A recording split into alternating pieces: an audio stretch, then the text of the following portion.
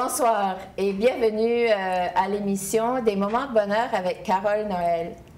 Ce soir, nous sommes choyés et très heureux d'accueillir Isabelle Leblanc. Isabelle est directrice associée du programme Mieux-être au fédéral, au gouvernement fédéral.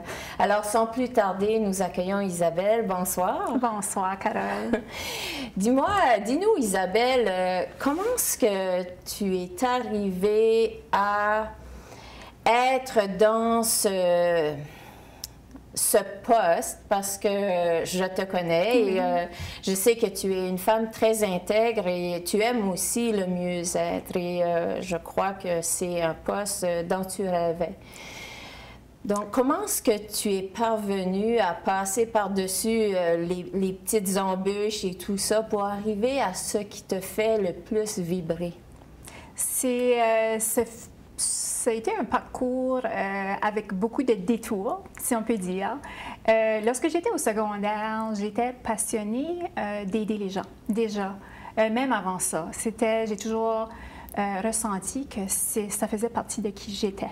J'avais cette empathie qui faisait beaucoup partie de ma personnalité. J'étais toujours préoccupée par comment les autres se sentaient quand j'étais autour d'eux autres. Et puis, je voulais laisser un peu de bon et de bien tout autour de moi. Partout, avec les gens que je rencontrais, partout où j'allais, j'avais ce besoin presque d'aider les gens à se sentir un peu mieux ou se sentir bien dans leur peau, ou quoi que ce soit. Et puis, lorsque j'étais, comme je mentionnais tout à l'heure, lorsque j'étais adolescente, je me souviens en 10e année, je disais aux gens que je voulais devenir psychologue. C'était mon rêve de carrière. Yeah. Et puis, la réponse que j'avais souvent, la réaction, c'était « Mais non, Isabelle, tu es beaucoup trop sensible. Parce que si tu vois quelqu'un qui pleure, tu pleures avec eux autres. Tu ne pourras jamais être psychologue et aider les gens parce que tu n'as pas la force de le faire. » Ça fait qu'au lieu de vivre ma vérité, j'ai pris ces commentaires-là et puis je me suis dit que probablement qu'il y avait de la vérité là-dedans. Ça fait qu'au lieu de poursuivre mon rêve, de me lancer dans le domaine de la psychologie, je suis allée en éducation, qui est aussi une profession où on peut beaucoup aider les gens et influencer et faire une différence dans la vie des jeunes qu'on touche puis qu'on côtoie. Mes parents étaient enseignants, donc je savais que c'était une très belle carrière aussi. Et puis dans le temps, c'était dans le milieu des années 80, début des années 90, il y avait une pénurie d'enseignants. Ça fait que c'était la mode, tout le monde se lançait en éducation, y compris mes meilleurs amis au secondaire. Ça fait que c'est le choix de carrière que j'ai fait. Et puis j'ai enseigné un peu, et puis la vie m'a apporté dans d'autres directions. J'ai enseigné un cours de préparation à l'emploi au Collège communautaire à Fredericton. Par la suite, j'ai postulé pour un emploi, mon premier emploi au fédéral, au gouvernement fédéral, qui consistait à travailler dans des programmes de subventions et contributions pour aider les jeunes à risque et les personnes à risque de se trouver un emploi. Ça fait que là, je voyais le mandat social d'aide aussi qui se présentait à moi. Ça fait que j'ai adoré ça. Ma carrière, mon cheminement de carrière a continué à la suite. J'ai œuvré dans les programmes de jeunes à risque, ensuite dans les programmes pour les sans-abri. Beaucoup travaillé avec les organismes sans but lucratif, les organismes communautaires ici à Moncton. Puis par la suite, je suis devenue gestionnaire avec Corcan, qui est une agence du service correctionnel, où on aidait les personnes, les délinquants, à se trouver un emploi et devenir plus employables afin de diminuer le risque de récidive une fois qu'ils étaient en communauté. Et puis, après ça, ce travail-là dont j'étais énormément passionnée, je me suis retrouvée à une place dans ma vie personnelle où je ne pouvais plus me permettre de me déplacer pour mon emploi. Lorsque je travaillais au service correctionnel, je devais aller à Terre-Neuve, à l'île du Prince-Édouard, en Nouvelle-Écosse et un peu partout au Nouveau-Brunswick, aux quelques semaines. Puis j'avais ma petite Sandrine, ma petite fille, était très jeune. Elle était d'âge préscolaire à ce moment-là. Et puis, lorsque son père et moi-même, nous sommes séparés, je me suis vue à accepter un emploi encore au sein du gouvernement fédéral qui me permettait de continuer mon cheminement en gestion de la fonction publique, mais aussi qui me permettait d'être là pour Sandrine à tous les soirs et à tous les matins. Ouais. Ça fait que j'ai fait un différent choix. Et puis, j'ai beaucoup aimé ces années-là. Je ne regrette pas du tout d'avoir donné de mon meilleur à ma fille, parce que c'est maintenant une jeune femme merveilleuse avec qui j'ai une relation à mes yeux exceptionnelle. Et puis, après ça, lorsqu'elle a maintenant 18 ans, lorsqu'elle avait 16 ans à peu près, je me suis dit, là, elle commence à prendre de l'indépendance.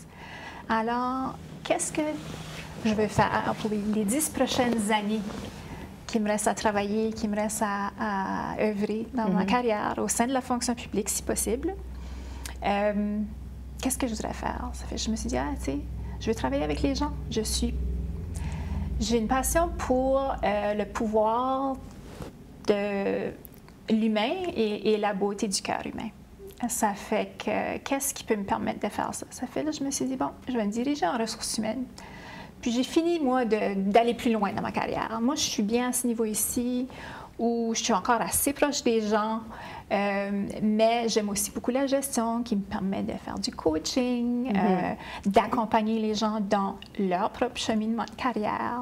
C'est quelque chose qui me nourrit énormément aussi. Ça fait que j'ai fait le saut du travail plutôt administratif au travail en ressources humaines. Et puis, c'est drôle que le poste dans lequel je suis présentement, ça n'aurait pas été une possibilité pour moi si ce n'était pas de la COVID. Et puis les gens peut-être se poser la question pourquoi, mais c'est qu'on a vu que le travail pouvait se faire de n'importe où. Donc, le poste dans lequel je suis présentement était autrefois situé à Ottawa. Et puis, la personne qui faisait le poste pendant plusieurs années a accepté un autre emploi à Ottawa. Et puis, on a ouvert la porte à quelqu'un qui était situé ailleurs au Canada, de la remplacer. Alors, je me suis dit que c'était vraiment mon destin. Ben, c'est merveilleux. C'est bien parce que tu as passé d'une passion, mais tu as retrouvé cette passion à ce moment ici pleinement. Puis, tu as passé à travers différents parcours par choix, par tes décisions, tu es arrivé là. Mais revenons aussi au tout début, où est-ce que tu as eu des conseils? Parce qu'il y a quand même beaucoup de jeunes qui écoutent l'émission. Puis il y a ta jeune Sandrine. Oui. Et oui, en fait, c'est une très belle jeune femme. Alors, lorsque on arrive à ce moment-là de prendre une décision pour notre carrière, puis qu'il y a des gens qui viennent nous conseiller, parce que j'ai été dans le même patelin aussi. Qu'est-ce que tu, après coup, après toutes ces années-là, qu'est-ce que tu dirais à ces jeunes-là qui ont eu peut-être des conseils, « Oh non, tu devrais te diriger là, à la place ». Qu'est-ce que toi, tu aurais dans ton intérieur comme vouloir à dire à ces jeunes qui sont à l'heure d'aujourd'hui très anxieux par rapport à leur futur? Moi, je dirais que c'est presque impossible d'éviter son destin. Ça fait, vas-y, si tu sais ce que tu veux faire, si tu sais ce qui te nourrit, ce qui te donne les papillons dans ton ventre. C'est ce que j'ai dit lorsque le poste dans lequel je suis présentement, il y a 4 personnes qui travaillaient déjà dans cette unité-là qui m'ont approchée pour me dire « Isabelle, c'est la parfaite place pour toi. Parce que je sais à quel point tu es passionnée pour le bien-être.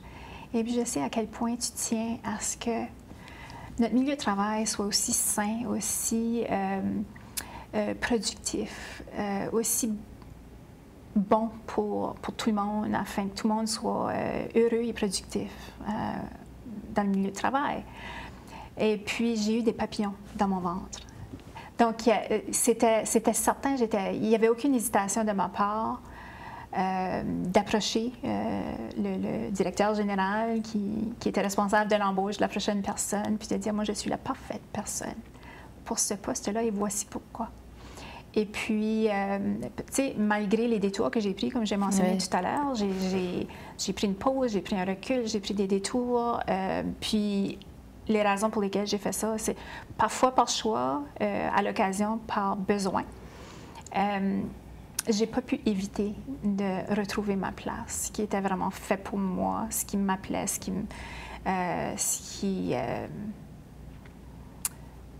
que j'étais. La raison pour laquelle je suis ici. Je l'ai retrouvée malgré moi. Mon cheminement a fait en sorte que je me retrouve au bon endroit, au bon moment.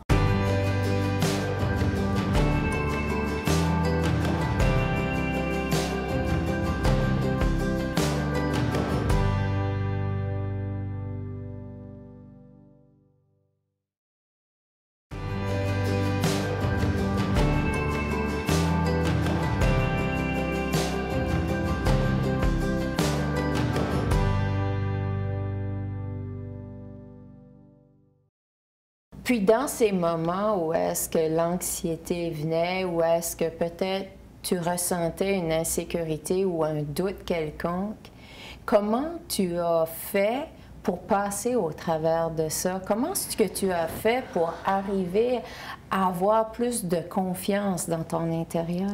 Bien, ça a été par essai et erreur, honnêtement. J'ai déjà accepté un poste parce que c'était un niveau supérieur à un moment donné. Et puis 3 mois plus tard, je suis revenue à mon poste d'avant. Je me suis dit non. Tu sais, oui, je veux avancer dans ma carrière, oui, je veux devenir gestionnaire, mais pas à n'importe quel prix. Ça fait que j'ai fait confiance à mon instinct. Oui. À mon intérieur, oui. Parce qu'il me parlait, c'est très, très fort. Ça fait que moi, je ne suis pas quelqu'un qui peut refouler ces choses-là. Donc, c'est très puissant chez moi. Puis lorsque tout mon être me dit non, ce n'est pas la place pour toi, ou bien oui, fonce, vas-y, je fais confiance à ça. Et puis, c'est OK aussi de des fois faire des erreurs puis de changer d'idée, rebrousser chemin. Il n'y a rien de mal avec ça. Parce qu'on a... on va passer 25, 30, 35 ans, 40 ans à œuvrer dans le milieu de travail. Alors, il y a de la place à essayer des choses, puis changer d'idée à quelques reprises dans une carrière. Puis dirais-tu que ça nous donne une force? Ça nous donne une force à vivre ces expériences de vie-là pour avoir encore plus confiance en nous? Oui. Parce que moi, à chaque fois que j'ai fait une erreur ou que j'ai fait un bon choix, en fait, ça confirmait ce que je savais déjà. Ça venait, puis, tu sais, non, Isabelle, tu savais que c'était pas la place pour toi. Et voilà, tu avais raison. Retourne dans ton emploi où tu étais bien, où tu pouvais faire une contribution qui était plus selon tes valeurs, tes intérêts, tes talents, tes cadeaux. Retourne, c'est OK. Et puis, lorsque j'ai fait les choix où j'étais certaine que je devais faire le pas et avancer dans cette direction-là, je n'ai jamais eu de regrets. Il n'y avait aucune question. Tu as parlé de valeurs, retourne à tes valeurs, à tes cadeaux. Est-ce que tu dirais qu'en tant qu'humain, c'est important? C'est important de prendre un moment pour les définir, nos valeurs, puis définir, où est-ce qu'on est rendu dans la vie? Oui, moi, tu sais, comme tout le monde, j'ai vécu des moments très difficiles où même je questionnais mes actions. Est-ce que j'ai fait la bonne chose? Est-ce que j'ai fait ça? C'est tellement difficile. Est-ce que j'aurais autant de douleur ou est-ce que ce serait aussi pénible si j'avais fait la bonne décision? Et puis, je me posais quelques questions à ce moment-là. Puis, une des questions, une des manières que je me j'arrivais à confirmer que je prenais les bonnes décisions dans ma vie, c'était de me dire, parce que je suis la maman de Sandrine, premièrement et avant tout, c'est l'amour de ma vie, c'est elle qui m'a aidée à devenir une meilleure personne. Je me disais tout le temps, si Sandrine, si j'étais Sandrine, est-ce que je voudrais qu'elle fasse cette chose-là? Ou bien est-ce que je serais correcte si Sandrine savait que j'ai pris cette décision ici? Est-ce que je serais fière de la décision que j'ai prise et que je voudrais partager ça avec Sandrine? Est-ce qu'elle serait fière de moi d'avoir pris cette décision-là? Pour les raisons qui m'ont poussée à prendre cette décision-là. Avec ça, c'était ma première mesure. Une autre, c'est que je me suis rendu compte, pour moi, tu l'as mentionné, je pense, au tout début, l'intégrité, c'est ce qu'il y a de plus important. Et puis, je me suis rendu compte, avec les années, avec les défis, avec les erreurs, avec les succès, que si mon intégrité restait intacte, si j'étais vraie avec moi-même et je vivais selon mes valeurs, que j'étais capable de vivre avec les conséquences de tous mes choix. Parce que j'ai eu des moments difficiles, puis je marchais, je me souviens, j'ai quitté un bureau à un moment donné après une journée très, très difficile dans un de mes emplois. Et puis je me suis dit, ben, au moins mon intégrité est intacte. Et puis, ça fait, OK, ben mon intégrité est intacte, puis il n'y a personne qui peut jamais m'enlever ça. Ça fait que je suis OK, je suis capable de vivre avec les conséquences, je suis fière de qui je suis, je n'ai aucun regret. Je ne regrette rien. Et puis, je trouve que si je peux dire sincèrement que j'ai été intègre et que je n'ai aucun regret, le reste, ça compte pour très peu. Et être intègre, avoir aucun regret, nous permet d'accepter et de pardonner. Ben, c'est ça. Tout ce qui a été de notre passé. Oui. Puis je regarde aussi où je suis aujourd'hui, qui est à une très bonne place pour moi, où moi, ce qui me nourrit, c'est la connexion avec les gens et de pouvoir faire une contribution à rendre le monde juste un petit peu meilleur. Je sais que je ne vais pas transformer le monde, mais des fois, je peux toucher une personne ici et là, puis rendre leur monde peut-être juste un petit peu mieux, même si c'est juste pour une journée. Ça fait que je me retrouve là, puis c'est pour moi, ça confirme que tous les détours, les défis, tout ça que j'ai rencontré, c'était pour aboutir ici, puis continuer sur ce chemin-là. Puis on a parlé aussi de destin. Alors le destin, comme tu l'as mentionné, on ne peut pas le contourner. Il est là pour nous. C'est quoi le destin, Isabelle? C'est quoi? Qu'est-ce que c'est pour toi, le destin? C'est une bonne question. C'est pas un concept sur lequel je me suis beaucoup penchée ou sur lequel je m'attarde souvent, mais j'y crois. Je crois que mon cheminement, et les détours, les difficultés, les obstacles, tout ce que j'ai vécu m'ont apporté où j'étais censée être à chaque moment. Les relations brisées, les deuils que j'ai vécus. Si j'en enlève même un tout au long de mon vécu, je serais peut-être complètement à un différent endroit. Moi, je suis convaincue que c'était mon destin d'être la maman de Sandrine, par exemple. Moi, j'étais faite pour être la maman de Sandrine. Elle qui a la moitié de mes gènes et la moitié des gènes de son père. Elle qui est ce petit être-là avec l'âme qu'elle a. Donc, si je change une chose dans ma vie, peut-être que j'aurais pas eu Sandrine. Ça aurait peut-être été toute une autre expérience pour moi. Donc, et puis, ouais, c'est ça. Si on enlève une difficulté, un deuil ou quoi que ce soit, on ne sait pas où est-ce que ça va nous apporter dans la vie. Ça fait que moi, je choisis de croire que chaque choix, chaque personne qui s'est présenté sur mon trajet, ça m'a apporté où je suis censée être. Puis, dirais-tu comme que tout est programmé, complètement programmé, comme lorsqu'on vient vivre cette expérience humaine, que presque tout est programmé, mais que, comme tu dis, on peut changer un peu le cours de la programmation avec nos décisions, mais le but ultime est là.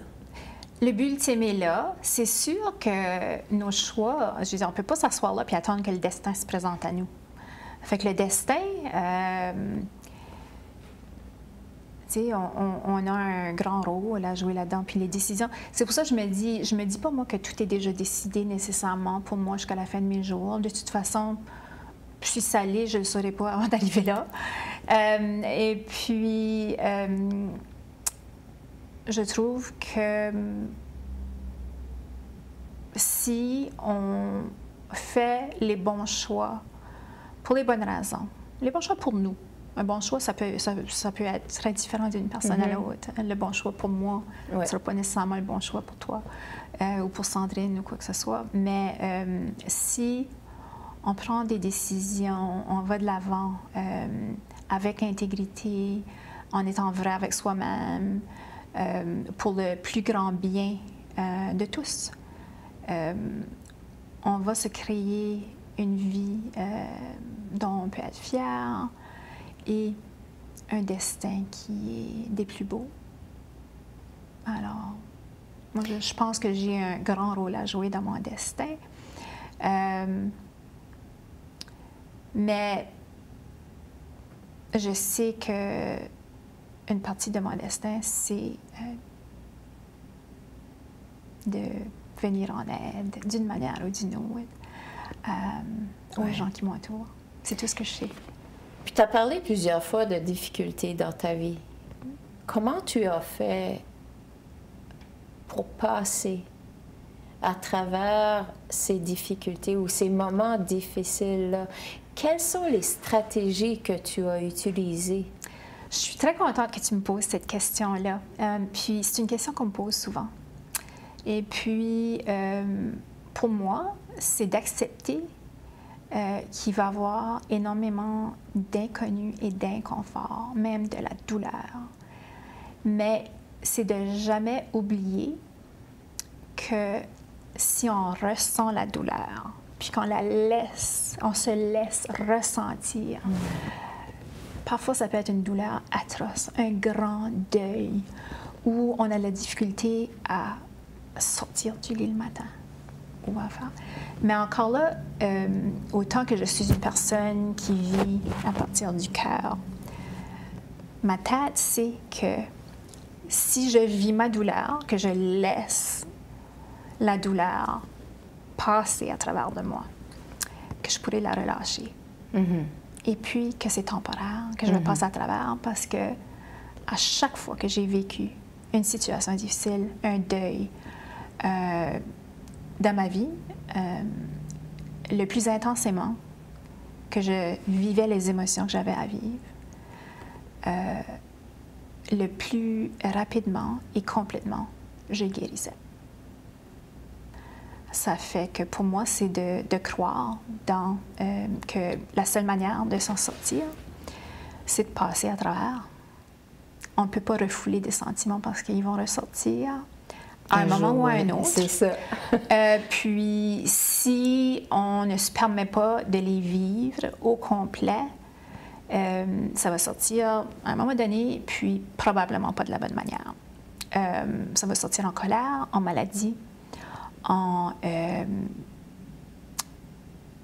faillite quelconque. Et puis, on n'aura pas le choix de faire face à ces sentiments-là à un moment ou à un autre. Alors, c'est aussi bien de le faire tout de suite et de savoir, réellement croire que c'est seulement en reconnaissant nos émotions, en les identifiant, puis on se laisser les ressentir.